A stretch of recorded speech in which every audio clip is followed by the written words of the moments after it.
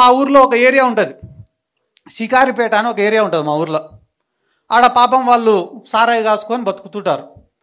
Jagan sir గవర్నమెంట్లో ఇట్లా సారాయి గాయడం తప్పని చెప్పి కేసులు పెడితే దాదాపుగా 700 ఓట్లు ఉంటాయి అన్నాడ.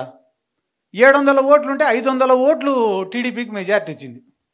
నేను అడిగినా, ఏరా ఇన్ని పథకాలు ఇచ్చినారు, ఈ మీరందరూ పేదరికంలో ఉంటే కూడా ఇన్ని స్కీమ్లు ఇచ్చినాడు జగన్ సారు, ఏరా 500 మెజార్టీ ఇచ్చినారా మీరు టీడీపీ వాళ్ళకంటే, అన్న మమ్మల్ని సారాయి కాసుకొనిలే, అందుకే మేము బెయిల్ ఈసారి అంతా మూకుమ్మడిగా టీడీపీకి వేసినాము అన్నారు. సర్లే మొన్న ఒక కోర్టు వాయిదా ఉంటే పోతేనే పలకరించేదానికి వచ్చినారు.